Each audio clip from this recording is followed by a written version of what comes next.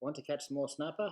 These 20 Aussie tested tips will get you hooked up fast, even if you're just starting out.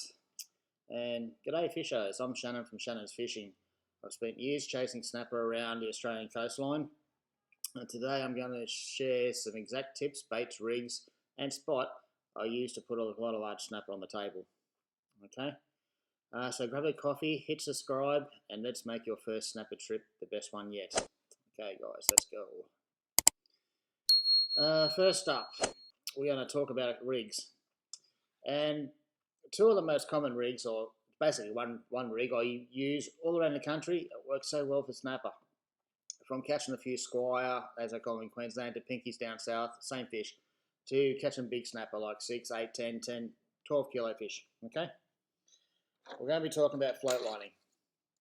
So we've got a couple of different float lining rigs here, right?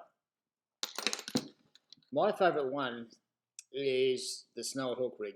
Okay, so we've got two 5.0s, a little sinker and a bead. I've been using this rig for nearly 30 years. So I was just thinking that I don't think beads been around 30 years, but I've been using a float lining rig for nearly 30 years, and the bead since beads come out, and that's been a long time anyway. Okay, and this one works really well, and works well for me when I'm fishing the close reefs, guys. So when I'm talking close reefs, I'm fishing around about 30 metres of water. I've always usually liked snapper fishing in close, like 30 metres, 20 to 30 metres of water. I'm not a huge fan of fishing from out wide. I usually find really big fish in close, and it's always in this rig. Okay, so float lining rig works really well for me. And size of the sinker, that's something you're just going to have to adjust on the day.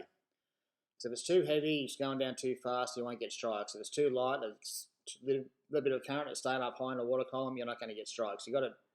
I'll probably adjust the sinker half a dozen times in one day to get the right, going down the right frequency for me to get strikes.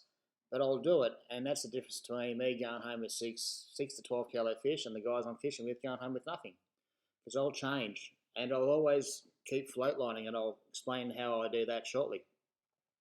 The guys I take throw, say, this rig on, they put a pilchard on it, they throw it at their back, they throw the rod and rod over, think they're float lining, and sit there all freaking morning. Doesn't work. You actually got to work. You actually got to float line. Okay, and the second one is, you saw before, is if you're going out wider, like a lot of guys want to go out like fish and say 60 to 90 metres, like deep, chasing snapper, and you get some big snapper out in that depth, and little snapper, squire and stuff too. But those little rigs, that little sinker just won't cut it. So we'll go up to like a size 6 or a size 8 ball. Once again, bead on it. But out wider, most people put a whole pilchard on and gang hooks and float it down. Okay, so whole pillies and gang hooks. And when we're in close, and my favourite baits, yeah, once again, half pillies, half yakka, half slimies, all that sort of stuff. All right. So basically, first tip: use float lining rigs for snapper. Line class I usually use around 20 to 30 pound braid. 90% of my gear is 20 pound, so I'm usually using 20 pound. Most people say you can't catch snapper on 20 pound, but yeah, BS to that. You'll catch plenty of big fish on 20 pound. My biggest is 12 kilo, just over a metre. I've actually caught 2 fish that size, both on 20 pound. Not a problem in the world, and that's on fishing hard reef off the Gold Coast, not down south fishing flat bottom and sandy bottom down Victoria, where I grew up with some friends or family. You can use like 3 kilo, 6 kilo catch big fish because there's nothing from really to break you off on. But I went up to 10 kilo on the Gold Coast because I'm fishing heavy structure. And yes, I've lost a couple. You lose a few fish, but you catch a hell of a lot more than you will run at 30, 40, 50 pound braid. The leader I also use. I'm not a huge fan of fluorocarbon out in the deeper water. I don't believe you need it in the deeper water, or say 30, 40, say 30 metres outwards. It's deep, the fish I can't really see it. Plus, I'm usually fishing early morning and late afternoons. So just a good quality. So I usually run a 40 pound leader. 40 pounds is usually enough for the big fish. And it usually stops most of the bycatch. When you're doing this, you'll hook jewies and cobia and sharks and all sorts of things, float lining for snapper. So I usually run a 40 pound, 20 pound braid. On my bait caster, I run a 20 pound mono on my bait runner. I'll show you these outfits soon, and 40 pound leader on both. usually about 3 meters or 40 pound leader. Okay. Next tip. This is like a 20 tip one, so we'll just go straight to the next tip. So the next tip, hopefully most of you guys do know this, but some guys don't. I've seen people just catch fish and throw them straight in the esky with not much ice, or leave them on deck for a while. Don't. Next tip, bleed your fish straight away. If you plan on keeping them, bleed them straight away and put them in a nice slurry. Have a nice slurry made up. And when you first get out there, make a nice little ice slurry up and bleed your fish, put them in a nice slurry. You'll taste the difference, trust me. It really looks after the fish, makes them taste a hell of a lot better. Alright? Oh, that's right, I forgot to grab something. And the next one, especially if you're fishing deeper water, like I said, 60 to 90 metres using rigs like this, and you hook like a 10 kilo fish down that depth and this, it hurts. So, always good. I was going to say put a gimbal on, but for snapper fishing sounds a bit funny. So nowadays you've got these rubber things you stick on the end of your rod butts. When you're fishing the deeper water, especially with the bait runner and stuff, put one of these on. Yeah, it'll save the jewels. It really will. Nice and light, easy, and very comfortable, especially when you're fishing, decent fish in deeper water. It does help. Okay. What are we up to? Next one. Locations and stuff. Okay, so what I'm fishing for snapper. And I've talked about this in a lot of the older videos, but when I'm doing it on the east coast of Australia on the reefs, I fish edges. I always fish around the edges. I never fish on top of reefs. I don't find fish on top of reefs. You find undersized and small fish in the reefs, but the big fish, the big ones, are usually on the outside edge, on the edges of the reef, hunting for bait fish around pressure points and things. Okay. So when I'm sounding, I'm always looking for where the reef starts tapering off slowly and goes down to a sandy, muddy, or whatever bottom. You'll see on the sounder. Once you learn how to read your sounder, you'll see it. Or even a drop off. It won't matter. Ledges are quite good too. But don't fish on the reef. Fish off the reef. Whole idea of that is I put the boat, I drop the anchor or your spotlight, so I'm on the reef, but my baits are going down off the back edge, or if it's a westerly wind or something, off the outside edge. So I'm here on the east coast, and I fish the east coast. I fish on the eastern side of the reef most of the time. And if I can't fish out there because the current's running or the wind's wrong or I can't sit out there, I'll fish the southern end. Okay? So I'll get fish on the eastern side and I'll get fish on the southern side of the reefs. Not on the reefs, but put your boat on the reef so your baits are going off the outside edge or down off the southern edge. Okay? And that's where I find all the big snapper and jewies and everything else in the world. Don't fish on the reefs. I can say this, but only monkeys drop anchor or sit on the reef and fish on the reef. You don't catch much. You want your baits on the outside edge. Big fish on the edge of the reefs, hunting. You're looking for the bait fish and the pressure edges and hiding along the edges. Okay. And for that, so basically that's explain tip number 2 in this location bit is use your sounder, guys. Learn how to read your sounder. Really learn. And I don't mean like I see a lot of people do. They turn their sounder on, head offshore, and they drive across everything. They don't see it because they don't zoom in on bottom lock. You don't have to have bottom lock, but zoom in on the bottom. Okay? When you zoom in, you'll see a lot more structure, a lot more detail. You really will. When it's zoomed right out, I've been fishing, I've had guys come past me, and I can see their sounder, these big 16-inch sounders, and the blind was looking like this, and I can hear them laughing, saying, "What's that idiot sitting on?" And at my feet, I've got like an 8 kilo jewie, and I've been a snapper and like a 20-pound jewie, 30-pound jewie laying at my feet, and listen to these guys laugh at me. Look in their sounder because they're not bottom lock. They're not checking the bottom. I zoom right in. So when I zoom right in, I'll actually see little dots, like dots and fish. When it's zoomed out, your big fish aren't in schools. They're usually solitary fish, or one or two. You'll see them scattered, but you zoom in, you'll find them, especially on the edge of reefs. You'll see them. But if you're zoomed right out and the bottom looks flat, you're not going to see a bloody thing. You're going to keep going. I just laugh at those guys. So learn, guys, learn how to read your sounder. It's a really big one. It is a really big one. Practice your sounder. Zoom in, zoom out, and look at different. When you catch different fish around the reefs, just look at your sounder or have all the shapes. Sometimes you'll see like boomerang. Sometimes you'll see lines. Sometimes you'll see dots. And look where they are and hopefully catch some fish. And after a while, you'll actually know what species it is on your sounder showing up. Usually on the rads, the snapper sharp as bright red dots, especially big ones. Jewies too. I found cobia as archers. okay, and marlin. It just depends, okay? Learn how to read your sounder. Next one is drifting. A lot of guys ask if I drift or anchor. And to be honest, when I'm fishing close, I use my sounder, I find where I want to sit, and I sit on it. So I anchor, guys. I anchor more than anything, especially in close. The only time I drift when I'm chasing snapper is out wide. If I'm out wide, I'll drift. Okay, so I'll end up doing drifts and mark it on the sounder where I'm starting to drift and finishing. So after a while, I'll get to know where the reef edge is and where I want to drift and where I want to be. So I'll start. So when I first get there, I'll put a little mark on when we first drift and just drift and see where I end up. Then go back to that mark and see which way I drift again, because every drift will be slightly different depending on wind and current. And after a while, you'll get to see a pattern where you're going. And once you know your reef, you'll know where you want to start and finish and drift. Okay, so out wide I'll drift, in close I'll anchor. So I'll do both. And best time to chase snapper. This is a big question I get asked a lot. When I'm chasing snapper, okay, most people, 99% of people, will chase them during the morning, and I used to too. Morning is awesome for snapper, it's great. But on the Gold Coast, as it's gotten busier over the years, morning time's just near impossible, especially the close reefs. As soon as somebody comes out and sees a light or a boat on the horizon, you and close, just on daybreak, they'll come and sit next to you, and then one boat, then another boat, then another boat, then another boat. And when you're chasing big fish, that just doesn't cut it. It just shies them away, so there's no point to it. For me, nowadays, or before I moved up north, when I'm chasing the big reds, I do afternoon shifts. Because most people, I don't know why, but get scared. I don't know why. A lot of people, aren't comfortable at nighttime fishing. Being offshore at nighttime and crossing like bars and getting back through the seaway. Fair enough, but I've been doing it for 50 years, so it doesn't worry me. I'm used to it, and I love being out of water. So I do afternoon shifts. So if you've got a good boat and you're comfortable and you know how to read water and you're very comfortable, nighttime, afternoon into night is very, very good.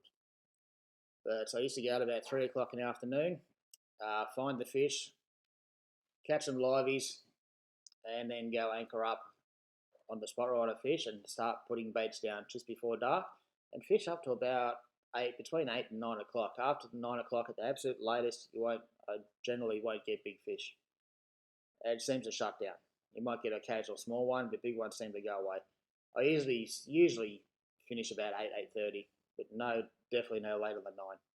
Okay, by then go home. Okay. And the next tip in the location one is always, this is very basic, but people don't do it. When you find a good mark, something looks good, even if there's no fish on it, but the mark looks good and you think it's not a bad mark, just mark it on your GPS. Doesn't matter if there's fish there or not. They might be there this week, but next week they will be, or a month later, or a couple of months later.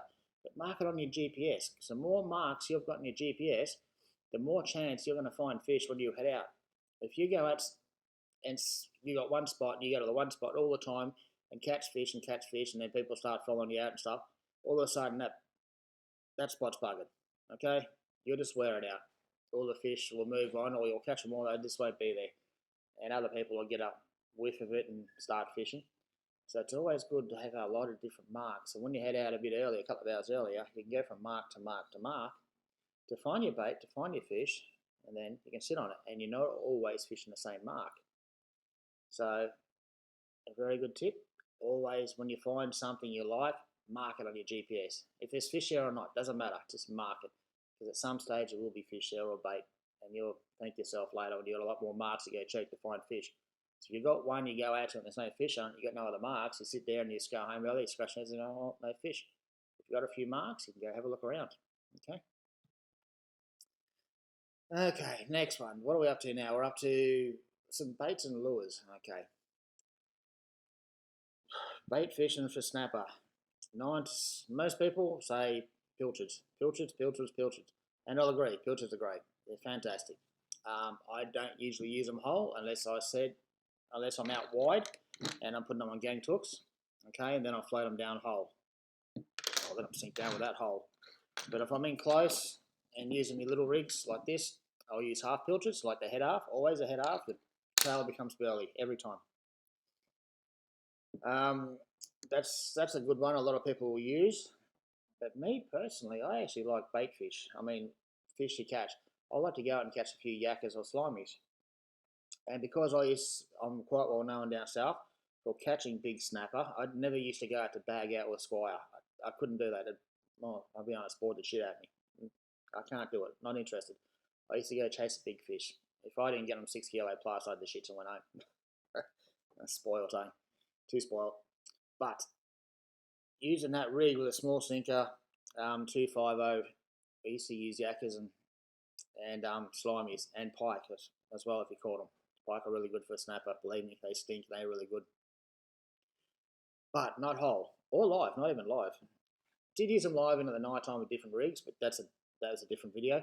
This is about float lining. When I'm float lining, small sinker, head half of fresh yakkers, head half of fresh anything. Say fresh yakkers, fresh slimies, fresh pike. Just the head half, head and the gut. So you cut it from the backbone, basically from your dorsal fin down through, and just open up his gut cavity a little bit. Lets the smell out. The tail that becomes belly. Okay, if you are belly. Put it on the snelled rig. You won't get as many strikes or as bites. It does slow down a lot of the smaller fish and pickers, but when it takes off, it's a big fish usually. Usually it's 6 kilo plus. So if you don't mind sitting out there and working for it, use bigger baits. Give them a good feed. Use a big head of a slimy or a yakker or something. And don't use them whole. They've never really worked that well whole. Live, yes. Once again, different video.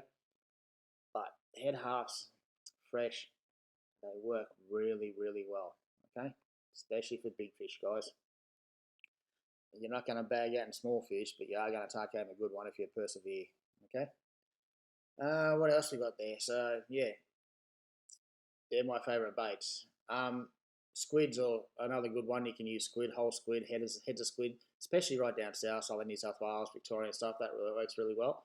But up a bit higher northern New South Wales, southeast Queensland sort of area, no, you're better off with the yakkers and slimies and stuff and the heads. Okay. What have we got there? Next one I've got down here, we've got slow pitch jigs in deeper water. Yeah. So that's a new thing, or not new things, old school now, but a lot of people love slow pitch jigging. And a lot of people don't realise that snapper respond really well to jigs. And when I'm talking slow pitch jigs, I mean just slow pitch jigs. Little jigs like so. A couple of little feathers on it. And have a good slow pitch rod, a nice soft one. Drop this down to the bottom. All you have to do is lift up and then drop. Just let this go up and then flutter down, then up and then flutter down as you drift along the reef. I don't anchor usually when doing this, it's drifting. It's a great way to find snapper. Squire up to big fish. They do live. Okay, some micro jigs and favourite colours. Surprisingly, pink and red. Pink and red work well. Okay. So slow pitch. What else we got here? And yeah, I'll talk about the colours of lures. Yeah, once again, pinks and reds seem to work well for snapper and a lot of fish actually. And what I've heard and stuff, and it sort of makes sense. I've never thought about it. It makes sense. People reckon it mimics wounded baitfish, that colour. So possible, good theory. But pinks and reds work really well for snapper. Okay, and that colour. And I'm talking soft plastics, micro jigs, that sort of thing. All right. And what have we got here? Another one. Cheating. I'll put this. Sorry, guys. I'm reading off a list here. I'm trying to remember a lot of different things. So different things I haven't talked about before.